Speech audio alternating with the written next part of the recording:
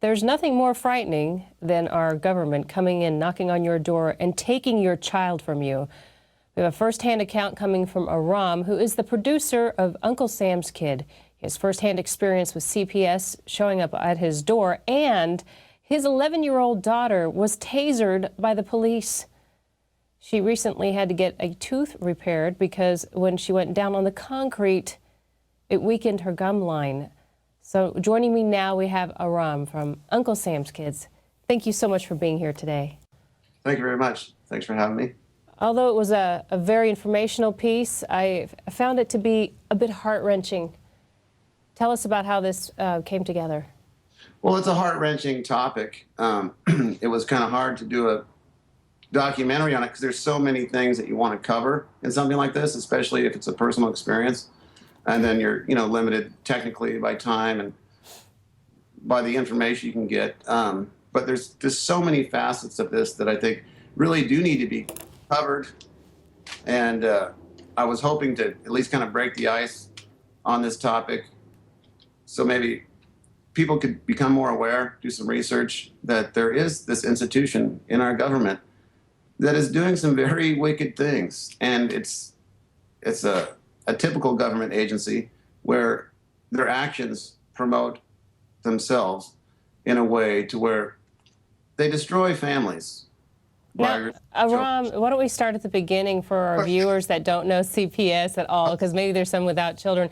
Explain how this all came to you, your involvement, and how you had to deal with them so that we can see the motivation of the creation of the film. Okay, all right. Well, when my first child was born,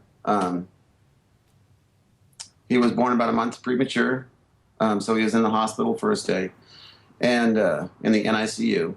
And the doctors, approached about the regular vaccinations and wanted me to sign off on them. And I said, no way.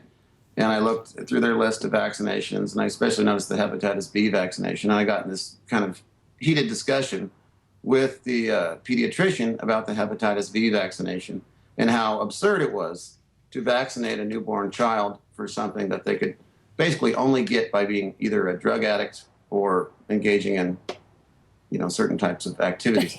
There's no risk of getting it, none. So why did they, what was their argument? Well, the way it works, generally from my experience and talking to others, is there's a thing called the mandatory reporting law. Well, basically it's a law here in Oregon, and other states have it as well, that if a doctor sees maybe potential neglect or abuse, they're required by law to report it, so then CPS can come and investigate. And basically they're assuming, okay, they're going to come talk to the parents, and everything's going to be fine, and they'll leave. But the problem with CPS is once that system is put underway, well, once they start the case, they get you have to do a psychological evaluation, and then they determine that I was mentally ill, and then they make a case report, and then you're required to do whatever the psychiatrist thinks you should do, whether it's take medication and go to classes and courses and all that. Wait, what were they saying you were mentally ill of? They said I had Asperger's and that I was narcissistic, and we could say that about most of the United States government. Right, but I was trying to argue with the psychiatrist. I said, look, you can't take someone's child and then give them a proper mental health evaluation. You just traumatized a person. They're obviously not going to be in the appropriate mindset to give or to obtain an accurate psychological evaluation, because by that time, my child was already gone for about a month. Wow. So I was, freaking out. And they have this way of making you seem narcissistic because you want your child back. You're mentally ill because you want your child back. And they tell you that if you were really a good parent, you wouldn't want your kid back because you need to get treatment. And if you don't get treatment, then you're putting your kid at risk. And what treatment were they encouraging? They wanted me to take some SSRI. I don't remember what it was. It was an antidepressant, and then another drug for, what else did they say it was? So basically they wanted you to get on pharma. That was their solution. Yeah. They wanted Instead of tackling this so-called imaginary problem that they created. Depakote. Oh, there you go. They wanted me on Depakote And I mean, the whole thing was just so crazy. And the whole experience makes you mentally ill. It does. I mean, because it's so insane, you can't understand what's really happening here. I think, too, what a lot of people don't understand is that's where we're headed with Obamacare. Right. That's exactly, it's the same thing. Somebody who doesn't know you is going to make a determination whenever they feel like it in order to tell you what medication to take, because they have actually the power when you really jump into Obamacare. It's interesting. Now, this law that you're talking about, this mandatory reporting law, comes down from DHS? It comes from DHS. It's a mandatory child abuse, prevention law where certain professionals, everyone from doctors to teachers, college professors, even college janitors are mandatory reporters, where they can get in trouble if they don't report suspected neglect. And the way I looked at it was that it's basically DHS is kind of fishing for kids, but this just creates a big net where they can kind of scoop them up and get a broad base of kids to take, because they are dependent financially on increasing their caseload so they can get more money. So it creates a definite conflict of interest if their interest is in protecting kids. And there's a whole study on kangaroo care, which is about putting the child next to you and raising it next to you and breastfeeding. And the whole thing, there's a reason that God made us this way. So to take that child away is just, it's inhuman.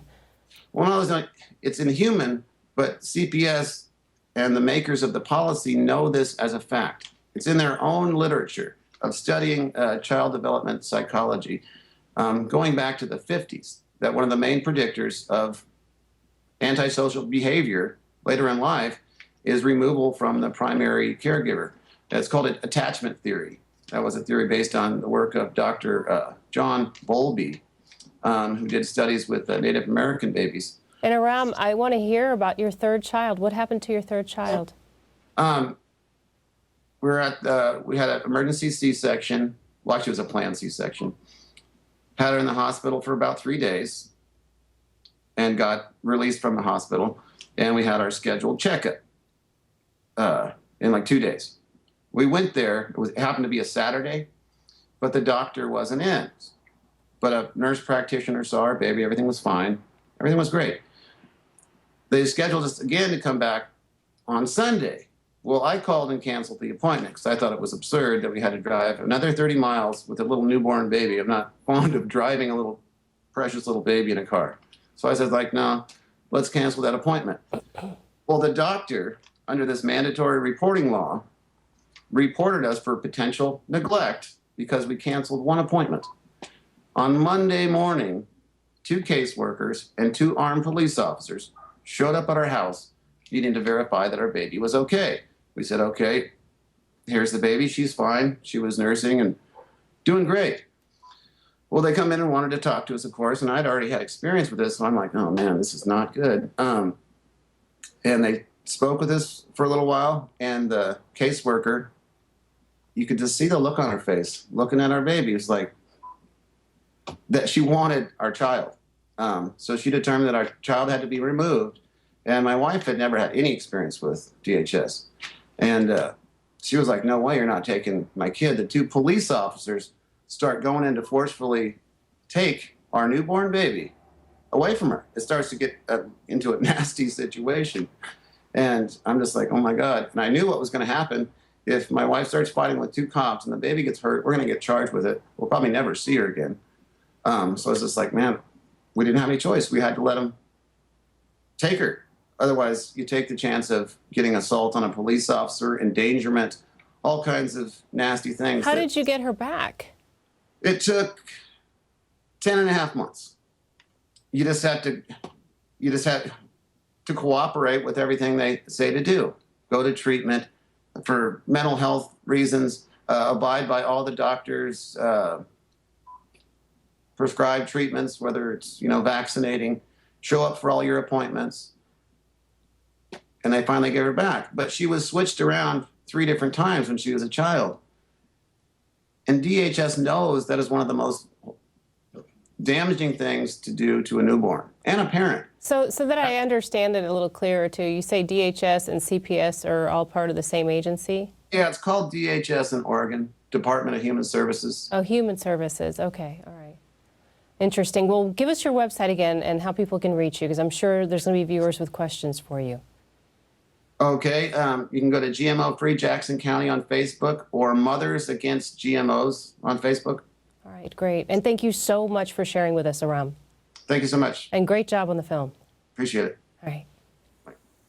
To find out more about his film and the other films that are in the Paul Revere contest, go to Infowars.com/Paul Revere.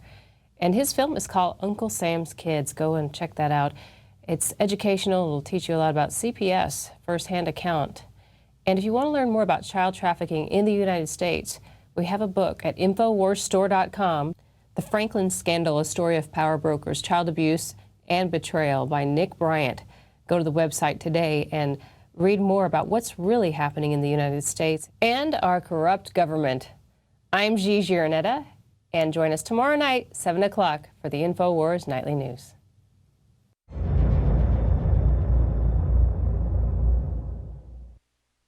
Now you can watch The Alex Jones Show live as it happens at Infowars.com/show. You'll find links to all of our content there and a free 15-day trial for Prison Planet TV. More than 60 movies and documentaries all in one place at Infowars.com/show.